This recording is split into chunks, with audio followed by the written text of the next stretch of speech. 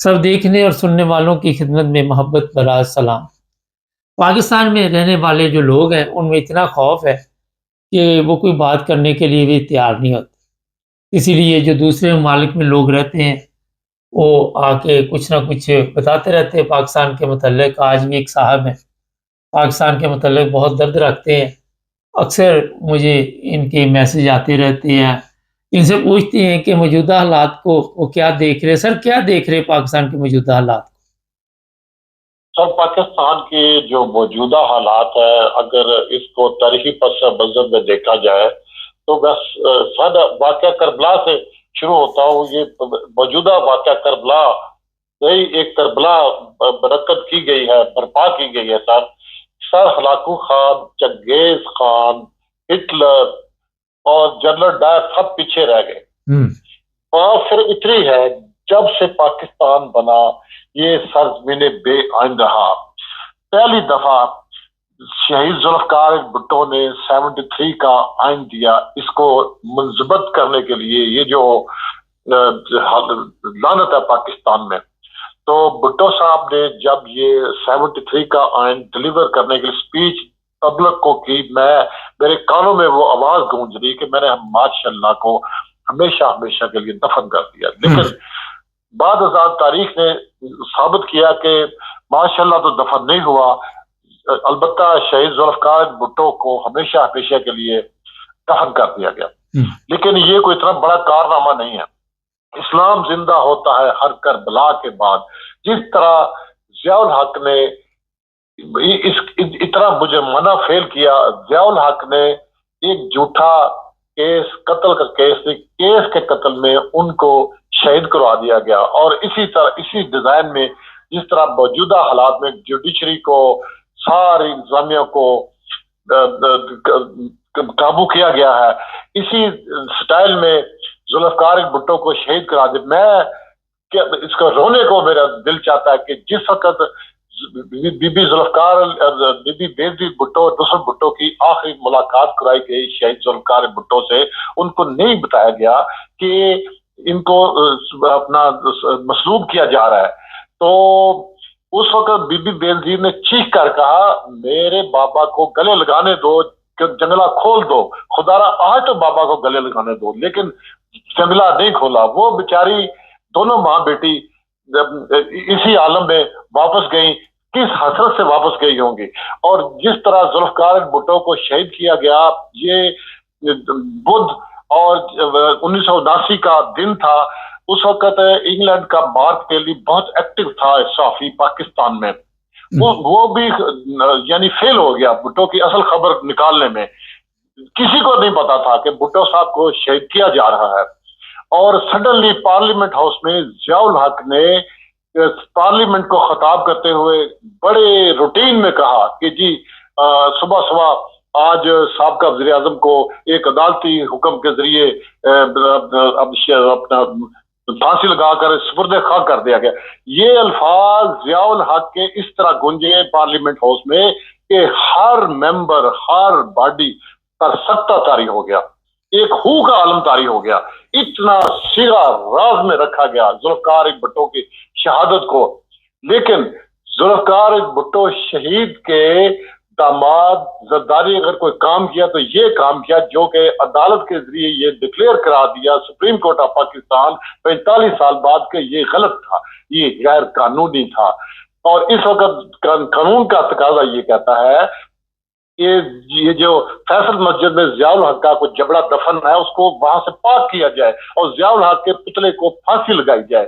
اور ذوالفقار بھٹو شہید کا جو مزار ہے، ہر وقت بندگان خدا دعائیں مغفرت کرتے رہتے ہیں، ہر وقت بندگان خدا مغفرت کرتے رہتے ہیں۔ چلے یہ تو ہوگی بات، کافی پیچھے چلے گی۔ آپ موجودہ حالات جو ہیں، آپ زرداری کی یہ بات کر رہے ہیں، آج عمران خان جیل میں ہے، قوم کو پتہ نہیں کہ ہمارے پہلے ایک لیڈر کے ساتھ یہ ہوا ہے، دوسرے لیڈر کے ساتھ بھی ہونے والا، تو کیا وجہ ہے کہ ابھی تک کوئی کامیابی نہیں ہو رہی؟ سر کامیابی اس لیے نہیں ہو رہی کہ تمام عالمی سطح پر افواج رکھی ہوئی ہیں اقوام عالم میں، اور وہ سرحدوں کے دفاع کے لیے رکھی گئی ہیں۔ یہ ادھر الٹ نظام ہے، ادھر افواج نے پاکستان کو رکھا ہوا ہے، یرغمال بنایا ہوا ہے. قانون، ضابطہ، اخلاق، انسانیت کوئی چیز نہیں ہے. عمران کا کوئی قصور نہیں. عمران معصوم انسان ہے، خطا سے پاک ہے. اچھا دوسرا سوال سنیں، سوال کافی ہے، مختصر جواب دیں.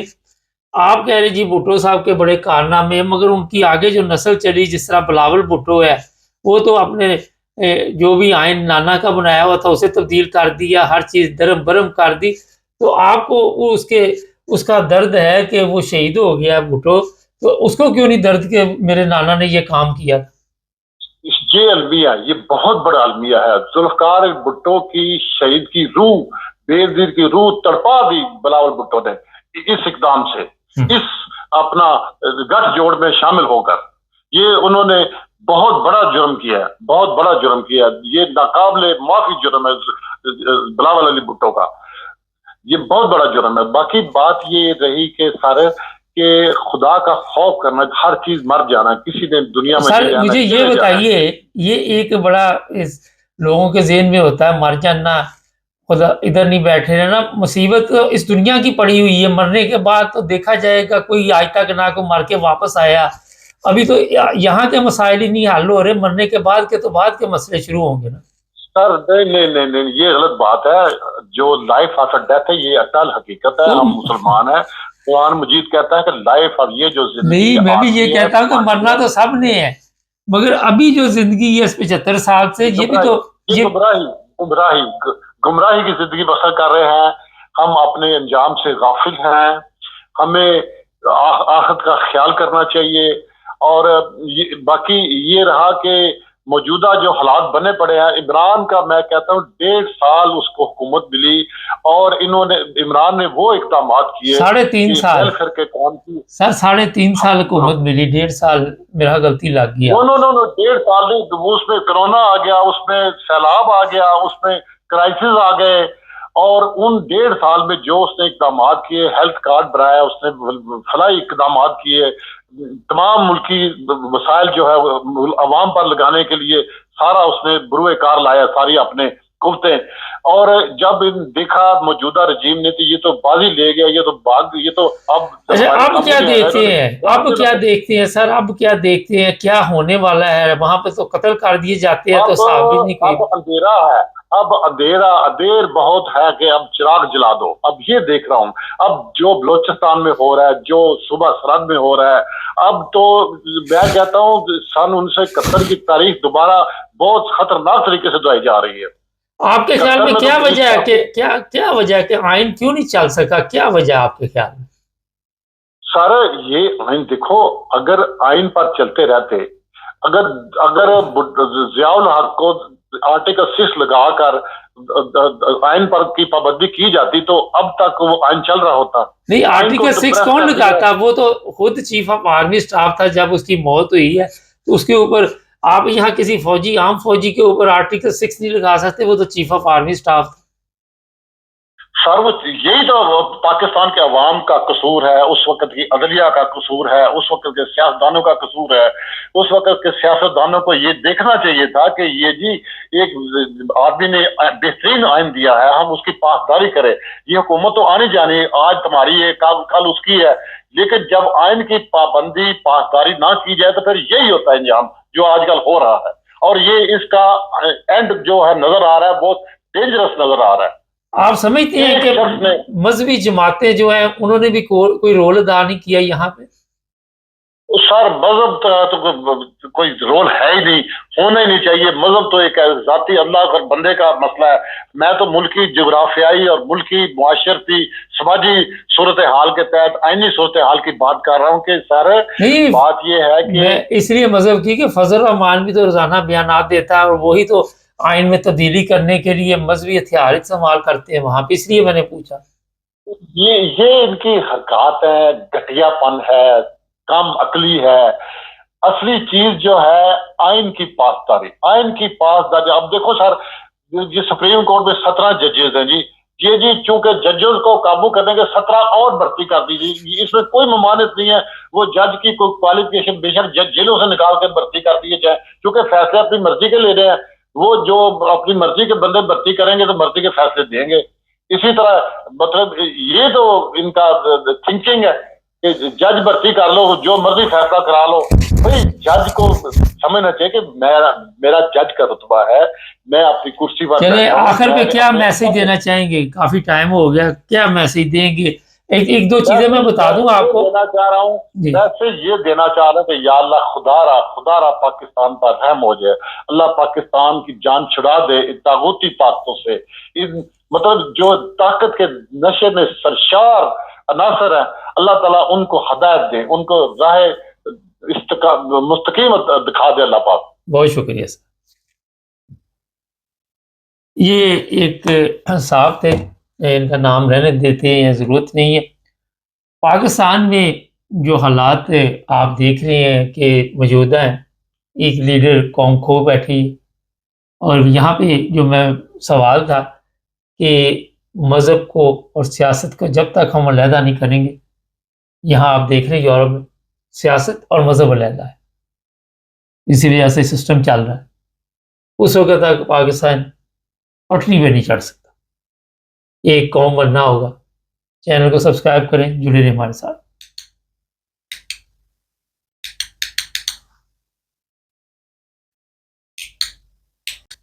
सब देखने और सुनने वालों की खिदमत में मोहब्बत भरा सलाम। एक खबर चल रही थी कि ऐसे प्लेन जर्मनी में पहुंच गए हैं जिसमें जनाब एटमी हथियार मौजूद हैं और अमेरिका ने भिजवाए हैं। अब्दुल क़य्यूम साहब हमारे साथ होंगे। सबसे पहले जहाँ तक मेरे इल्म में है कि यूरोप में पहले ही एटमी हथियार मौजूद है और यूरोप के कई ऐसे इलाके हैं जहाँ पे अमेरिका का आज भी सिस्टम चलता है। अमेरिका ने अपनी बेस बनाई हुई है। हॉलैंड है, जर्मनी है, इंग्लैंड है, बेल्जियम है, जितने भी यूरोप के ममालिक हैं। तो अमेरिका को आपको कोई नई चीज़ भेजने की ज़रूरत नहीं है। अब्दुल क़य्यूम साहब हमारे साथ हैं। सर, एक बहुत बड़ी खबर चल रही है कि यूक्रेन के सदर ने हार मान ली है। तो इसके बाद अब जब आप हार मान लेते तो तमाम शराइत जो होती है वो तो उसी मुल्क की मानी जाती है ना जिससे हार मानी जाती है, जिसने जीत का ऐलान किया होता है या जिसने आपको हराया होता है। तो रूस क्या शर्तें मनवाएगा अब? देखिए, मैं मुबारक से ये सही बात है जो आपने भी बोला कि ये यूक्रेन ने खुद हार इसलिए मारी है कि एक्चुअली वो फेल हो गया है। वो पूरा यूरोप उसके साथ जो उन्होंने असला दिया सब कुछ दिया। एक बात हम कंफर्म कर देते हैं कि स्वयं ये इंग्लैंड के अमेरिका ने किसी को एटम बम नहीं दिए, क्योंकि इंग्लैंड उनका खास एक मुल्क है जो उनके साथ अंडरस्टैंडिंग है। बाकी फ्रांस ऑलरेडी बैठा हुआ है आपका यूरोप के अंदर जिसके पास एटमी बम है, लेकिन वो भी किसी को नहीं देगा अपने एटम बम। हाँ, असला जरूर दिया है, वो भी आपको पता है, जैसे मिसाइल दिए, ये दिया, वो सब कुछ चला है वहां पे यूक्रेन में। लेकिन जब वो हार गए, जब उनको पता लगा कि रशिया नहीं हार रहा हमसे सब कुछ करने के बावजूद, तो फिर और रशिया ने जो इनको मार दिया मिसाइलों से, और खासकर लेटेस्ट मिसाइल मारने के बाद उनके होश उड़ गए कि ये तो बहुत खतरनाक किस्म के मिसाइल भी इसके पास हैं। तो रशिया ने वार्निंग भी दी कि ये तो टेस्ट था, बाकी और सारे टेस्ट होने हैं और वो यूक्रेन पे होंगे। तो उससे फिर वो हैंड्स अप कर गया, अभी सरेंडर कर गया वो पहले। अभी उसकी जैसे हमने बोला, अभी होतियों ने 3 लाख होती वो से डिप्लॉय कर दी हैं या ले लिए हैं उनसे, या खरीद, जैसे होता है कि फौज के अंदर डाल दिए। नॉर्थ कोरिया के 10-15 हज़ार से 1 लाख की बात हो रही है। 1 लाख जो है नॉर्थ कोरिया के सदर ने बोला कि मेरी फौज ले लो। और इतना मॉडर्न असला, रशिया खुद एक एडवांस मुल्क है, तरक्की याफ्ता मुल्क है। ईरान का असला, चाइना जो अंडरग्राउंड छुप के दे रहा है सब कुछ, और उधर से तो ये इसकी तो हवा निकल गई है। अभी जो एरिया उसने कब्जा, बल्कि मैं आपको बताऊं लेटेस्ट ये कि हर रोज कम से कम 100 किलोमीटर रशिया जो है वो यूक्रेन के अंदर जा रहा है, और वो कहता है कि हम हर रोज इसका इलाका कब्जा कर रहे हैं। और रशिया का मतलब है कि इसके ट्रंप के आने से पहले पहले 50% जो यूक्रेन है वो रशिया के पास आ जाए, बाकी 50% रह जाएगा, और वो उधर हम फिर बफर जोन बनवाएंगे इससे। तो यूक्रेन की बिल्कुल ही वो जो एक कीमत है, वैल्यू है, वो खत्म हो जाएगी। और ये इसकी फौज रशिया के रोज बढ़ती जा रही है। कल उन्होंने बोला 60-70 किलोमीटर अंदर चले गए वो, तो और उनके पास फौज और मिल गई है बहुत सारे मुल्कों की। तो ये खत्म हो गया, इनका असला जो वहां पड़ा है वो रशिया मार रहा है। अभी रशिया इनका जहां जहां असला उसको पता लगता है कि बाहर का असला पड़ा है, या कोई जहाज खड़े हैं, या इधर मिसाइल पड़े हैं, या कोई टैंक्स खड़े हैं, सब मारता जा रहा है। और यूक्रेन ऑलरेडी फेल हो गया है, सर ये बिल्कुल बताइए, फेल हो गया है। एक एक चीज बताइए कि अब ये हार यूरोप की भी है, नेटो की, अमेरिका की, ये नहीं हो सकता कि अब ये ऐसा कोई हमला करे, एटमी हमला है रूस के ऊपर, और पता भी ना चले। बिल्कुल नहीं। अब मुबारक साहब ये बिल्कुल नहीं हो सकता, क्योंकि रशियन ने बहुत पोजीशन अपनी मजबूत की हुई है और इनकी वो जमीन लेता जा रहा है। यूक्रेन यहाँ से डरा है इसलिए कि लेटेस्ट मिसाइल जो मारा 7,000 वो कहते हैं उसकी वो फॉरन हीट की उसकी हीट थी सिर्फ, जो कि आज तक कोई मुल्क नहीं बना सका, और उसको उसकी ऑलरेडी 2 साल से रशिया इसको मार रहा है। ये मुबारक साहब हमने बहुत दफा बात की है कि ये पागल आदमी है, सारा मुल्क तबाह करवा रहा है। बड़े बड़े तबसरा नगारों ने बोला कि ये पागल आदमी है, इसने सारा मुल्क घुमा दिया, तबाही करवा दी, इसके बाद बचा ही कुछ नहीं है। तो ये क्यों लड़ाई कर रहा है? सर वो तो पागल है, लड़ाई चले वो तो पागल है, तो जो उसकी मदद कर रहे वो तो पागल नहीं है ना। अभी उनके भी खत्म हो गई है। ये आप याद रखें कि अभी उनके भी वो सब कुछ चला गया उसके हाथ से। अभी शायद इसको और असर तो कुछ नहीं मिलने वाला। ट्रंप ने ऑलरेडी धमकी मारी है कि तुम्हें कुछ नहीं हम देंगे, और ट्रंप की यूरोपियन यूनियन की आपस में बनने वाली है, वो अपने घबराहट में आ गए हैं कि ट्रंप आने वाला है। थोड़े तो ट्रंप सबसे पहले और भी बातचीत करते। अमेरिकन जो मौजूदा सदर है उसने अपने बेटे को की सजा माफ कर दी है या उसको माफ कर दिया है, उस पे संगीन इल्जामात थे। तो ये जितने ममालिक होते हैं वहां पे इसी तरह चलता है कि अपने बच्चों के लिए कवानीन और दूसरों के लिए और। देखें, जो मुबारक साहब जो सदर होते हैं, जैसे पहले ट्रंप ने अपने बेटे को माफ किया था, इसने अपने बेटे को माफ कर दिया, कन्विक्ट हुए थे, पावर एक्ट जीरो कर दिया। आपको याद होगा कि पाकिस्तान के अंदर जरदारी जैसा करप्ट इंसान रहमान मलक को जब जेल हुई थी तो उसको घंटे भी नहीं इसने गुजारने दिए थे और उसकी सारी सजा इसने माफ की थी। रहमान मलक मर गया, अल्लाह की तरफ से सजा उसको मिली, लेकिन और रहमान मलक इसका एक ऐसा टूल था जिससे इसने खरबों डॉलर पाकिस्तान से बाहर निकाले और ये मुल्क को बेच रहा था जरदारी। तो उसको उसको उसको इस्तेमाल करता तो उसकी सजा एक दिन। अभी इमरान को क्यों नहीं छोड़ रहे? अभी बात यह है कि अगर यही जरदारी अगर मुल्क का वफादार होता या ये सोचता कि इमरान पाकिस्तान के लिए सब कुछ कर रहा था, क्योंकि ये हरामखोर है, ये क्रिमिनल्स हैं, उनको पता है कि इमरान आने के बाद हमारे फिर हम पकड़े जाएंगे। आपकी सब अदालतों ने इनको कन्विक्ट किया हुआ है, सब अदालतों ने शो किया कि उन्होंने खरबों रुपए खाए हुए हैं। तो ये अगर करना चाहे तो मिनटों में करता। आपका अभी पीटीआई का सदर खुद जो बैठा था वहां पे, डेंटिस्ट, वो जो दांत तोड़ता था लोगों के, उसने भी नहीं किया। तो उसको मुल्क के मफाद के लिए कर देना चाहिए था कि सब सजा इसकी माफ करे, क्योंकि पाकिस्तान का मुस्तकबल तो इमरान है। तो उसने भी नहीं किया। तो मुबारक साहब यहाँ पे इंटरेस्ट, आपकी जाती इंटरेस्ट, जाती मफाद होता है या उसके ऊपर प्रेशर था किसी का। तो ये अमेरिका ने जो किया वो जाते जाते उसको पता है ट्रंप अगर आ जाता तो उसके तो बेटे को तो वो पता नहीं क्या क्या कर जाता। फिर ट्रंप डरने वाला बंदा नहीं है, इसने जल्दी जल्दी उसको सब कुछ वो कर करा के उसके अपने बेटे की जान छुड़ा ली। तो पाकिस्तान कैसे चलेगा मुबारक साहब, हम इसके बारे में फिक्रमंद हैं। अच्छा, एक बड़ा अहम सवाल है कि इमरान खान ने आपके ख्याल में बिल्कुल ठीक खेल रहा है? मेरे ख्याल में तो इसे अगर मुल्क छोड़ देता उस वक्त मुल्क के हालात को देख कर, तो बाहर बैठ के सियासत कर सकता था जिस तरह खमीनी ने की और लोगों ने भी की। तो जेल में चला गया, अपने तमाम रास्ते बंद कर दिए, गद्दार इर्द गिर्द इसके नजर आ रहे, तो वहां पे बैठ के कौन सी सियासत जेल में हो रही? नहीं मुबारक साहब नहीं, ये वो तारीख जो है ये मेरे ख्याल में नहीं चल पाएगी। वो वक्त वक्त की बात है। शहंशाह ईरान था और ये एक मुल्ला था खोमेनी, तो उसको भागना पड़ा वहां से। अच्छा, ये जो चोर हैं ये 10-10 साल पैसा लेके पाकिस्तान खा पी के वहां खाने पीने के लिए गए, खा पी के फिर आगे वापस। इसी तरह जरदारी उसकी बीवी दोनों आरामखोर थे, वो खा के आगे।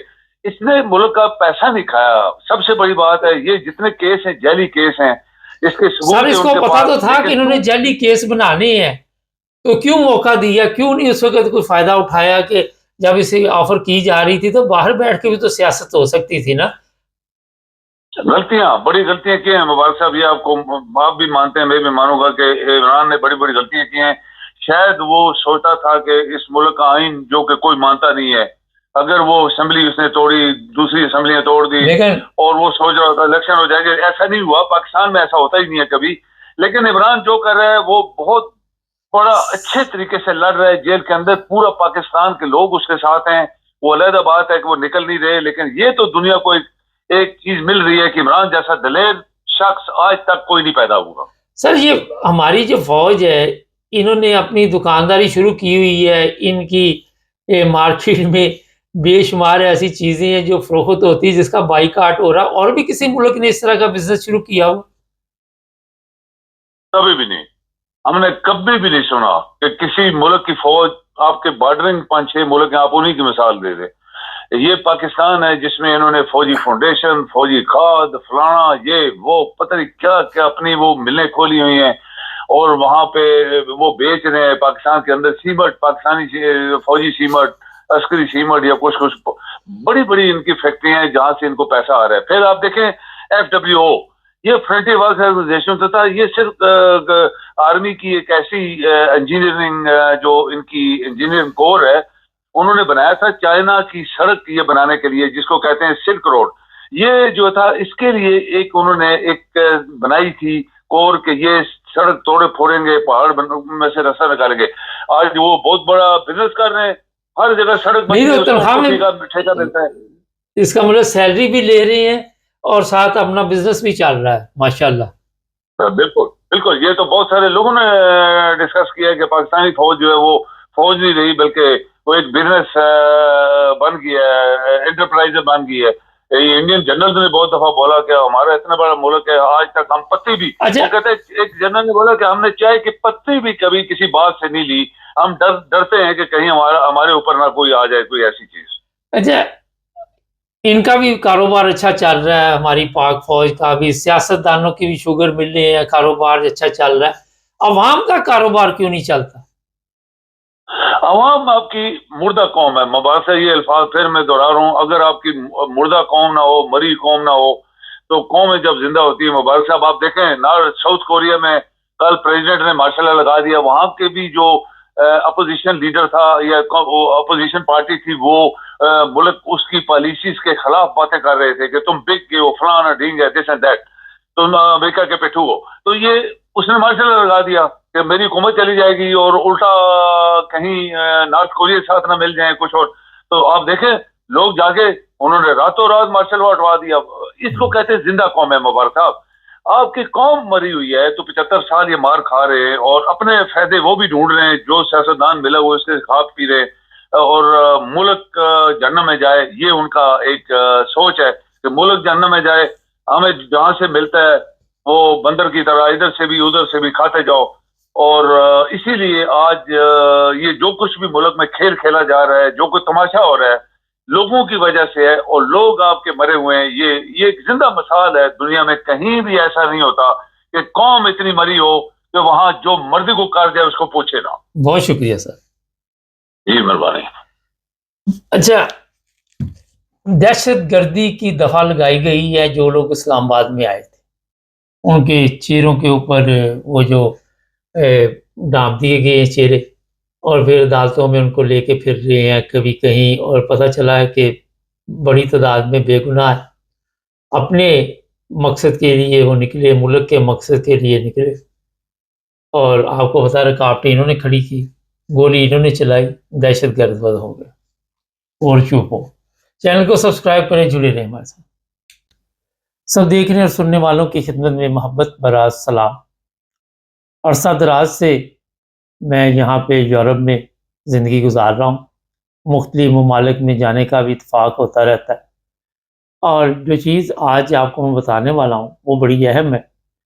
کئی ریلوے اسٹیشن جو ہے وہاں پہ یا بس سٹاپ ہے یا کوئی ایسی جگہ ہے جہاں پہ لوگوں کا آنا جانا ہوتا ہے، آپ نے دیکھا ہوگا کہ چرچ والے کچھ اپنے اشتہارات یا کتابیں یا جو بھی آپ کہہ سکتے ہیں وہ لے کے بڑے آرام سے وہاں پہ کھڑے ہوتے ہیں اور لوگوں کو یہاں دعوت دیتے ہیں کہ آپ ہمارے مذہب میں آئیں. کرسچن جو ہیں ان میں بھی مختلف فرقے ہیں اور بڑے پرامن طریقے کے ساتھ وہ میسج دے رہے ہوتے ہیں. کسی قسم کی وہاں پہ کوئی پرابلم نہیں ہو رہی ہوتی. اور جس کو ضرورت ہے وہ چلا جاتا ہے، جس کو نہیں ضرورت ہے کوئی زبردستی نہیں۔ یہ ہے آزادی، آپ پہ پابندی نہیں ہے۔ آپ اگر کسی مذہب سے تعلق رکھتے ہیں، کسی فرقے سے تعلق رکھتے ہیں، اگر نہیں بھی رکھتے تو یہاں کے قوانین کے مطابق بہرحال آپ زندگی گزارے تو آپ کو کوئی پوچھنے والا نہیں۔ کسی کو آپ کے مذہب کے ساتھ، آپ کے فرقے کے ساتھ کوئی دلچسپی نہیں۔ آپ کی جو حرکتیں ہیں لوگوں کو ان کے ساتھ دلچسپی ہوتی ہے کہ آپ کر کیا رہے ہیں، آپ کا کردار کیا ہے، کون سا 2 نمبر کام کر رہے ہیں، کون سا فراڈ کر رہے ہیں، کون سا نیکی کا کام کر رہے ہیں۔ یہ چیزیں جو ہوتی ہے اس پہ نظر ہوتی ہے۔ اور اس کے بعد جب آپ کوئی اچھا کام کر رہے ہوتے ہیں تو یہ لوگ پھر خود دلچسپی لیتے ہیں کہ آپ کا فرقہ کون سا ہے، آپ کا مذہب کون سا ہے، اور آپ یہ اتنی خدمت انسانیت کی کر رہے ہیں، کیا وجہ ہے۔ اور جب آپ کو غلط کام کر رہے ہوتے ہیں تو پھر بھی وہ پتہ لگا لیتے ہیں۔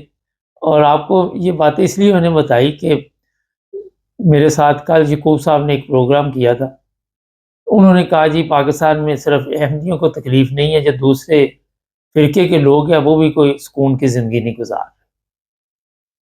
اور پھر کچھ سوشل میڈیا پہ میرے سامنے سے ایسی چیزیں گزری کہ فلاں جگہ پہ جی اتنے احمدی جو تھے انہوں نے اسلام قبول کر لیا۔ اس طرح کی نیوز سوشل میڈیا پہ بھی دیکھنے کو ملتی رہتی۔ ہوتا یہ ہے کہ جس ملک میں آپ رہ رہے ہیں، پہلی چیز تو یہ ہے کہ وہاں آپ لوگوں کے بقول ہی کہ اسلام کا دور دور تک کوئی ایسا تعلق نہیں ہے جس کے مطابق وہاں کی زندگی گزر رہی ہو۔ اور دوسری چیز یہ ہے کہ جس طرح یورپ میں آزادی ہے اس طرح پاکستان میں آزادی نہیں ہے۔ یورپ میں جس طرح آپ آزادی کے ساتھ اپنی عبادت، اپنی تبلیغ، اپنا میسیج کسی کو دے سکتے ہیں، پاکستان میں یہ چیزیں اس طرح ہے جس طرح آج کل گورنمنٹ چل رہی ہے۔ ابھی میں آپ کو بڑے آسان الفاظ میں سمجھا دیتا ہوں۔ اب گورنمنٹ جو چل رہی ہے وہ کہاں سے چل رہی ہے، ان کا طریقہ واردات کیا ہے کہ ہر چیز کو الٹ پیش کرنا، جھوٹ کو سچ اور سچ کو جھوٹ، یہ ان کا جو مین مقصد ہے وہ یہی ہے۔ کہیں بھی لوگ اگر قتل ہوئے، گولی چلی ہے تو ان کا طریقہ واردات یہ ہے کہ نہیں جی کوئی گولی نہیں چلی۔ اور پھر دوسری چیز یہ ہے کہ پی ٹی آئی جو ہے فرض کرے اس کے اوپر پابندیاں لگا دی گئی، اور اگر گولی گورنمنٹ نے چلائی ہے تو کیس پی ٹی آئی پہ بنے گے۔ یہ میں اس لیے آپ کو بتا رہا ہوں کہ 2 ڈھائی 3 سال سے یہ چل رہا ہے، مگر اس سے پہلے بھی ایسے ہی تھا۔ اگر کوئی کمزور ہے اور اس کی غلطی نہیں بھی ہے، امیر آدمی ہے، غلطی اس کی ہے تو وہ بھی غریب پہ ڈالی جائے گی۔ یہاں سے آپ کو پھر زیادہ میرا خیال ہے تشریح میں مجھے بتانے کی ضرورت نہیں کہ اسلامی تعلیمات کے مطابق پاکستان چل رہا ہے یا نہیں چل رہا۔ اب آ جاتے ہیں جو پاکستان میں قوانین بنائے گئے ہیں، جس طرح وہاں پہ جی فرض کرے احمدی ہیں، اگلے دن میں دیکھ رہا تھا ایک عیسائی فیملی ہے، شاید ہندو تھی، وہ بھی بڑے ڈسٹرب تھے، ان کو زبردستی کہا جا رہا ہے کہ آپ مسلمان ہو جائیں، اور پھر کئی ایسے کیس سامنے آتے ہیں، لڑکیوں کو کہا جاتا ہے آپ مسلمان ہو جائیں اور پھر ہم آپ کے ساتھ شادی کریں گے۔ آج ایک میرے سامنے سے کیس گزرا، وہ لڑکی عیسائی تھی شاید، اس کو جو صاحب دعوت دے رہے تھے کہ مسلمان ہو جاؤ، اور پھر اس کو کہہ رہے تھے کہ میں تمہارے ساتھ شادی کروں گا، اور شادی سے پہلے میں وہ تمام کام آپ کے ساتھ کرنا چاہتا ہوں جو شادی کے بعد کیے جاتے۔ وہ لڑکی کہہ رہی تھی کہ آپ کا مذہب تو اس چیز کی اجازت نہیں دیتا، تو وہ کہتا نہیں کوئی بات نہیں، یہ سب چل رہا ہے۔ سوشل میڈیا پہ وہ باقاعدہ طور پر یہ چیزیں بتا رہی۔ تو جناب جس طرح پاکستان میں آج آزادی کے ساتھ آپ اپنا میسیج تو دور کی بات ہے، اپنی عبادت بھی نہیں کر سکتے، اور جو لوگ عبادت کر رہے ہیں، جو بتا رہے ہیں کہ ہم اسلام کی بڑی عبادت کر رہے ہیں، علماء ہیں وہ رات دن کہہ رہے ہیں کہ ہم بڑی خدمت کر رہے ہیں اسلام کی، ان کے جو نتائج نکل رہے ہیں کسی بھی رنگ میں آپ دیکھ رہے، یہ سوشل میڈیا بھری پڑی ہے، آپ کو پتہ چل جائے گا کہ ایک چھوٹے سے پولیس افیسر کو دیکھ لے یا ایک جنرل کو دیکھ لے یا کسی کو بھی دیکھ لے، اگر آپ یہ دیکھیں کہ یزید کے دور میں پانی بند کیا گیا، اور پانی بند کرنے کا مقصد کیا تھا؟ لوگ پیاس سے مر جائیں، یہی تھا نا مقصد۔ اور لائٹ بند کرنے کا مقصد کیا تھا؟ کہ لوگوں کو ہم ماریں گے اور پتہ نہ چلے۔ فرق خود آپ تلاش کریں کہ اس میں فرق کیا ہے۔ جو لوگ آ کے کبھی مریم نواز کہتی ہے، کبھی دوسری اس کی جو ہوئی ٹیم کے لوگ ہیں کہ جناب یہاں پہ تو گولی چلی نہیں ہے، تو پھر لائٹ کیوں بند کی؟ سوال تو یہ وہیں پہ آ جاتا ہے نا۔ پلاننگ تھی ان کی، جو کچھ بھی تھا وہ انٹرنیشنل میڈیا پہ بھی چل رہا ہے، لیکن کیس وہ دہشت گردی کے میرا حال پتہ نہیں وہ کتنے لوگوں پہ بٹھا دیے۔ کئی ریسٹورنٹ پہ لوگ کام کر رہے تھے، ان کو بٹھا کے لے کے ان پہ بھی دہشت گردی کے کیس بنا دیے۔ تو یہاں سے اندازہ لگائیں کہ نہ پولیس، نہ رینجرز، نہ فوج، نہ عدالتیں، نہ کوئی اور بندہ جو ہے وہ کہ میں جناب یہ بڑی اسلام کی خدمت کر رہا ہوں، وہ بڑا میرا خیال ہے کہ یہ مذاق والی بات ہی آپ سمجھ سکتے۔ ابھی جو بات میں نے کی کہ اس طرح جی سوشل میڈیا پہ چلتا ہے جی ہم نے اتنے لوگ تھے وہ احمدی تھے ان کو مسلمان بنا لیا، تو میں آج سوچ رہا تھا کہ پاکستان میں یہ تبلیغ کا سسٹم بند کیوں کیا ہوا ہے؟ کیا وجہ اس کی؟ جس طرح دوسرے لوگوں کو یہ آپ دیکھتے ہر ایک کو یہ حق ہے کہ وہ تبلیغ کرے، تو احمدیوں کو کیوں نہیں تبلیغ کا حق؟ اور پھر میرے ذہن میں یہ خیال آیا کہ دونوں اطراف سے ایک جیسا سلوک ہونا چاہیے، اور جس طرح آپ یہ دعوے کرتے رہتے ہیں سوشل میڈیا پہ کہ فلاں کو ہم نے مسلمان بنا لیا، اب وہ پہلے بھی اگر دیکھیں تو سب مسلمان ہی ہیں، صرف پاکستان میں کسی کو اگر غیر مسلم کہا جائے تو اس سے سسٹم چلتا نہیں ہے اور چلا بھی نہیں۔ فرض کرے یہ حج ہے، حج پہ جانے کے لیے آپ نے احمدیوں کو روک دیا، اب آپ نے بھی فارم پر کرنے پڑ رہے ہیں، اب وہاں لکھنا پڑ رہا کہ میں مانگنے نہیں جاؤں گا، وہاں پہ حج پہ جاؤں گا، سعودی عرب جاؤں گا، عمرے پہ جاؤں گا۔ تو یہاں اندازہ لگائیں کہ ان کے اوپر تو آپ پابندی لگا رہے تھے کہ یہ مسلمان نہیں، اپنے اوپر پابندی لگا رہے ہیں کہ یہ مانگنے جاتے ہیں، اور اسلام کہتا ہے کہ ہاتھ اوپر ہونا چاہیے، نیچے نہیں ہونا چاہیے۔ بے شمار لوگ وہاں پہ سعودی عرب میں انہوں نے پکڑے ہوئے ہزاروں کے حساب سے۔ تو یہاں پہ جو عدل کا سسٹم ہے اس کا بیڑا غرق ہو گیا۔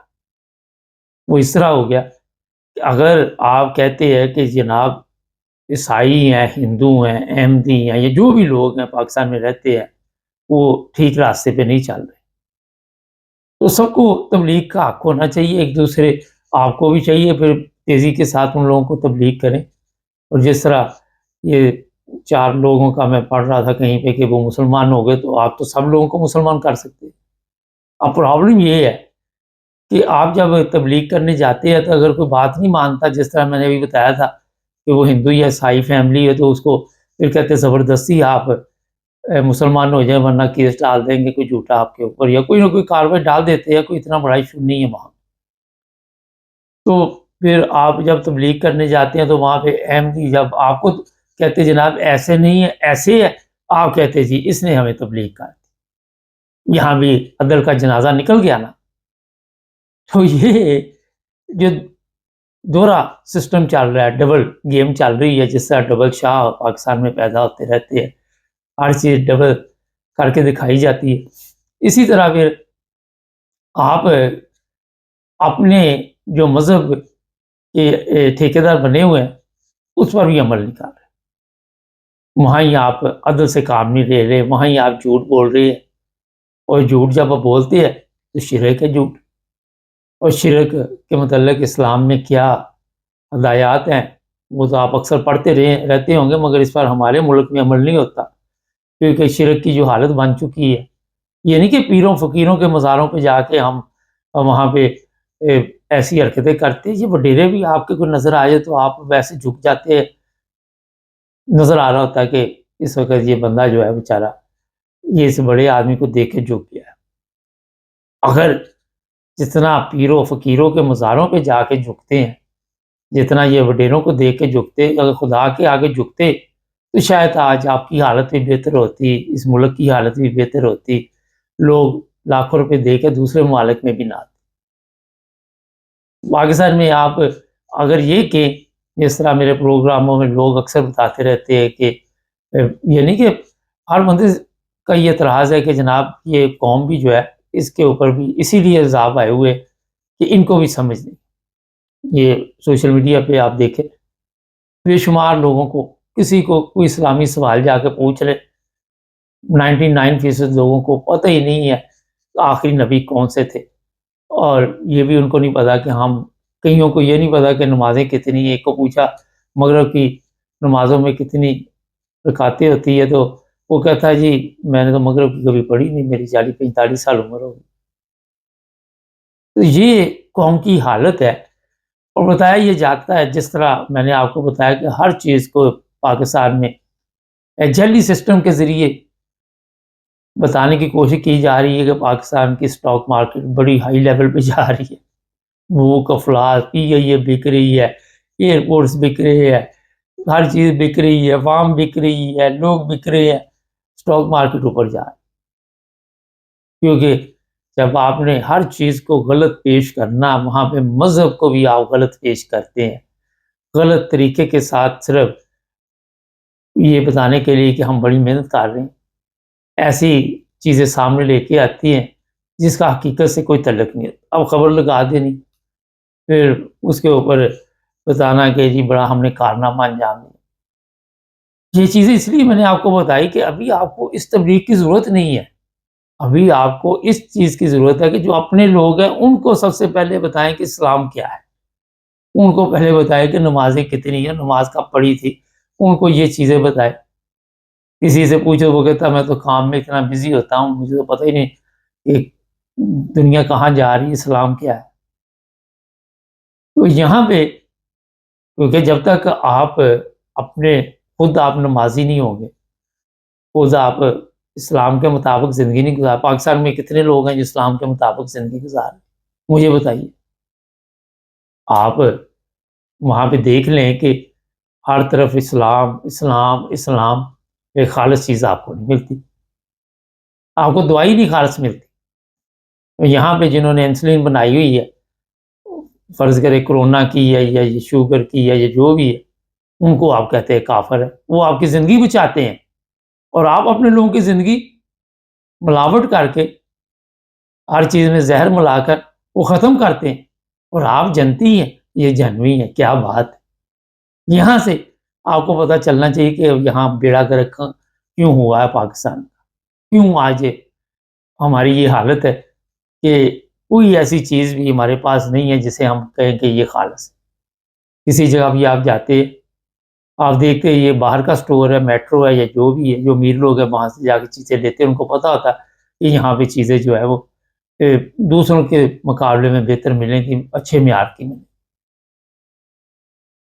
یہ جو دورہ معیار ہے اسے جب تک آپ ختم نہیں کریں گے, ایسے تمام قوانین اور سامنے بیٹھ کے بات کریں.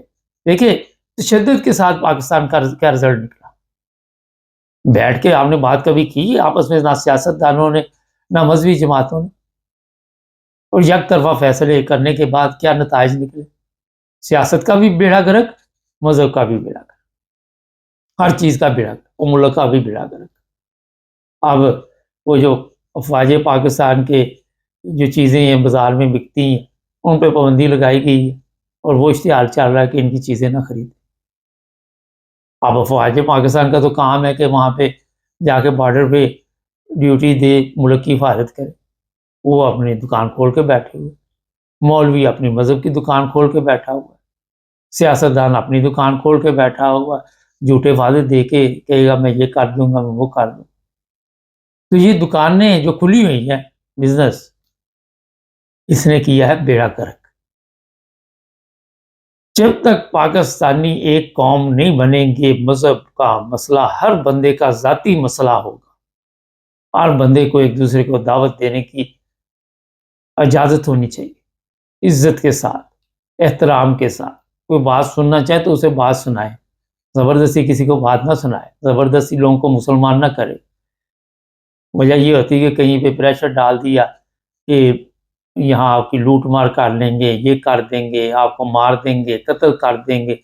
یہ دھمکیاں دے کے تو پھر دعوے کرنے کے اتنے لوگوں کو ہم نے جی یہ بہت بڑا کارنامہ انجام دیا.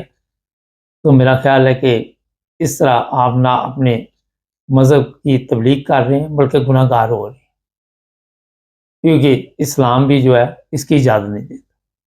آزادی رائے کا حق ہر ایک کے پاس ہونا چاہیے.